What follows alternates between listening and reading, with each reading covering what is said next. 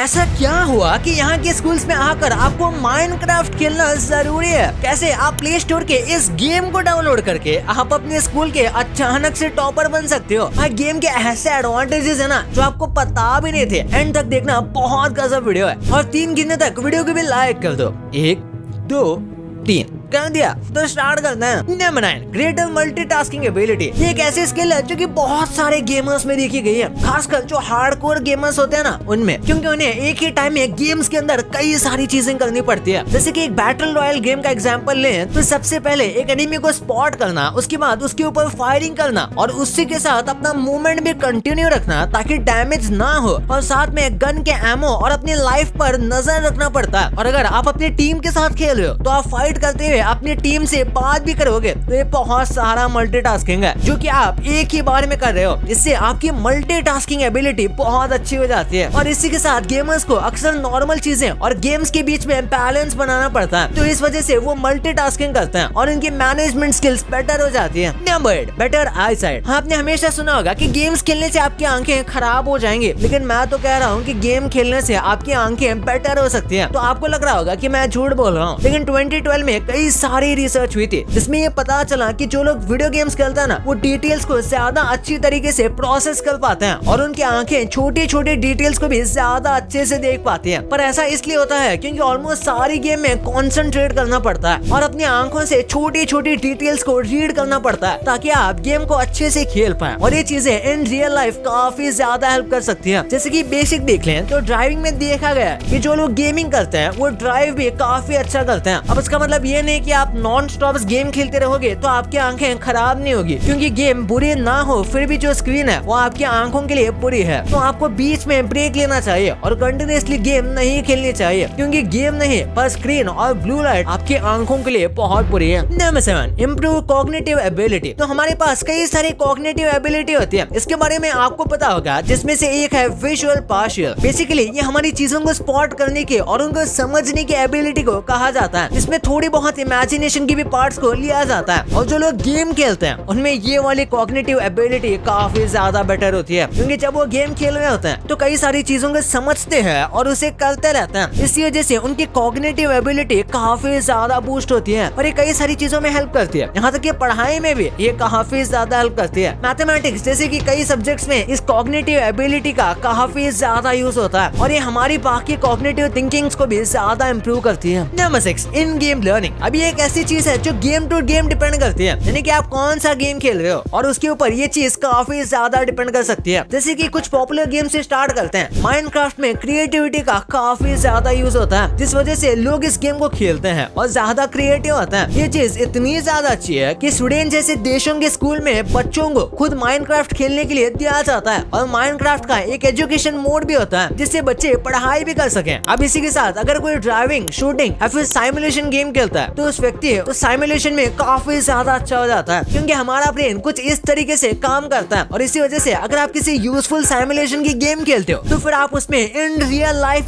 काफी ज्यादा बेटर हो सकते हो। और ऐसे और कई वीडियो गेम्स है जिसमें आपको स्ट्रेटेजी, मेमोरी और अलग अलग दिमाग के पार्ट्स का यूज करना पड़ता है और उन गेम्स को रिपीटेटिव खेलने के बाद आप उन चीजों में इम्प्रूव हो जाते हो। Number 5, enhance problem solving and logic. अब गेम्स में लॉजिक और प्रॉब्लम सॉल्विंग तो होती ही है। कई सारे गेम्स तो बस इसी चीज के ऊपर बने हुए होते हैं, जैसे कि जो रोल प्ले गेम्स होता है या फिर मिस्ट्री गेम्स होते हैं या फिर कोई भी एडवेंचर गेम, तो उन सब में काफी ज्यादा प्रॉब्लम सॉल्विंग होती है। इसी वजह से लोगों को out of the box think करना आ जाता है। लोग चीज को ज्यादा बेटर तरीके से विजुअलाइज कर पाते हैं और इसीलिए ये ज्यादा अच्छा लॉजिक भी बना पाते हैं और ये सब चीजें रियल लाइफ में काफी ज्यादा हेल्प करती है। अगर वर्क प्लेस पर भी नहीं तो एक आदमी की डे टू डे लाइफ में भी ये प्रॉब्लम सॉल्विंग और लॉजिक बहुत ज्यादा बड़ा पार्ट होता है। जैसे कि इसके पहले वाले पॉइंट पर मैंने बताया था कि आप कौन सा गेम खेल रहे हो ये इस पर डिपेंड करता है। तो इसीलिए अगर आप रियलिस्टिक गेम्स खेलते हो जिसमें मिस्ट्री और प्रॉब्लम सॉल्विंग है तो आप बेसिकली खुद को अलग अलग सिचुएशंस के लिए ट्रेन कर रहे हो। माइंड ब्लोइंग है ना। Number 4, faster and more accurate decision making. अब कॉग्निटिव थिंकिंग, प्रॉब्लम सॉल्विंग ये सब इम्प्रूव हो गया तो इसका डायरेक्ट इम्पैक्ट पड़ेगा डिसीजन मेकिंग में। गेम्स में कई बार ऐसा होता है कि हमें स्प्लिट सेकंड्स में डिसीजन लेना पड़ता है। एक नॉर्मल से बैटल रॉयल गेम को भी देख लें तो आप अपने एनिमी से भाग रहे हो तो कब फायर करना है, कब छुपना है, ये सब काफी स्प्लिट सेकंड में डिसाइड करना पड़ता है और अगर आप ये नहीं कर पाते तो आप हार जाते हो। तो इसलिए हमारे डिसीजन मेकिंग स्किल्स काफी ज्यादा इम्प्रूव हो जाती है और बाकी सारे डेवलपमेंट की वजह से हम डिसीजन और भी ज्यादा एक्यूरेटली ले पाते हैं। और ऐसा नहीं है कि हम कुछ भी डिसीजन ले रहे हैं, बल्कि ये काफी एक्यूरेट होते हैं और सही डिसीजन होते हैं। Number 3, increased hand to eye coordination. अब गेमर्स इस चीज में नॉन गेमर्स से काफी ज्यादा बेटर होते हैं। 2014 में एक रिसर्च की गई थी जिसमें 18 गेमर्स को और 18 नॉन गेमर्स को लिया गया और फिर उन्हें स्क्रीन पर एक ग्रीन डॉट को फॉलो करने कहा गया। अब ऐसा नहीं है कि गेमर स्टार्टिंग से ही बेटर कर रहे थे, बल्कि दोनों ग्रुप में कोई भी डिफरेंस नहीं दिख रहा था। लेकिन धीरे धीरे जैसे ये टेस्ट बार बार लिया गया तो पता चला कि गेमर्स इस चीज को बहुत ज्यादा अच्छी तरीके से कर रहे हैं, यानी कि वो काफी अच्छे से अडॉप्ट कर पा रहे हैं, जबकि नॉन गेमर्स को बहुत ज्यादा टाइम लग रहा था। ये बताता है कि गेम खेलने वालों का हैंड टू आई कोऑर्डिनेशन बहुत ज्यादा अच्छा होता है, यानी कि उनकी आंखें जो चीज को देख पाती है वो उसे जल्दी प्रोसेस करके उस चीज को अडॉप्ट कर लेता है। Number 2, real life profession. बड़े बड़े रियल लाइफ प्रोफेशन में बहुत ज्यादा हेल्प करते हैं, जैसे कि सर्जन्स। एक लैप्रोस्कोपिक रिसर्च में पता चला कि जो स्टूडेंट्स हफ्ते में 4 से 5 घंटे गेम्स खेलते हैं ना, उनसे प्रैक्टिस सर्जरी के टाइम बहुत ज्यादा कम एरर्स होते हैं और जो लोग गेम्स नहीं खेलते उनसे ज्यादा एरर्स होते हैं। और ये नंबर छोटा भी नहीं था, बल्कि 32% इंप्रूवमेंट थी। प्लस ये लोगों को छोटी छोटी डिटेल्स को भी ज्यादा अच्छे से देख पाते हैं, जिसके बारे में हमने आपको पहले बताया था। और बस सर्जन ही नहीं, यूएस एयरफोर्स में भी इन गेमर्स को हायर किया जाता है और ये एक एक्चुअल फैक्ट है। यहाँ तक कि जेट प्लेन पायलट्स और बाकी कमर्शियल पायलट्स में भी गेमर्स एक्सीड करते हैं, क्योंकि जब फ्लाइट उड़ाने से पहले उन्हें साइमुलेशन में प्लेन उड़ाना सिखाया जाता है। और तो नॉन गेमर्स के मुकाबले गेमर्स जल्दी सीख पाते हैं और वो कंट्रोल्स भी ज्यादा अच्छे से कर पाते हैं। यहाँ तक कि अगर गेमर्स और नॉन गेमर्स को रियल लाइफ में भी पेंट बॉल जैसी शूटिंग टूर्नामेंट में भी डाल दिया जाएगा तो गेमर्स ज्यादा अच्छे से परफॉर्म कर पाएंगे, क्योंकि उन्हें थोड़ा बहुत एक्सपीरियंस है, जो कि नॉन गेमर्स को बिल्कुल नहीं है, भले एक्सपीरियंस बस वर्चुअली क्यों ना हो। Number 1, social activity. इसमें कई बड़े बड़े कैरियर्स भी बना लिए हैं, बिल्कुल किसी नॉर्मल कैरियर की तरह गेमिंग करना एक कैरियर ऑप्शन है। यहाँ तक कि अब तो गवर्नमेंट भी ई स्पोर्ट्स को थोड़ा बहुत सीरियसली लेना स्टार्ट कर चुकी है, क्योंकि कई ऐसी कंट्री है जहाँ पर ई स्पोर्ट टूरिज्म एक रियल चीज बन चुकी है। भाई इतना सब कुछ तो आपने जान लिया, पर क्या आप ये जानते थे कि कैसे बस आप अपने शूज के लेस को देख के ये पता लगा सकते हो कि वो रियल है या फेक। आप अपने स्मार्टफोन के डिब्बे को बस टच करके ही बता सकते हो कि वो फेक है या रियल। वो कैसे, बहुत मस्त ट्रिक है और वो ट्रिक इस वीडियो में पता चलेगी। तो इस वीडियो को आप भी दबा के देखो यार, और चैनल को सब्सक्राइब नहीं किया तो क्या कर रहे हो, चैनल को सब्सक्राइब करके बेल आइकन दबाना भूलना ही मत। तो मिलते हैं अगले वीडियो में, तब तक के लिए बाय।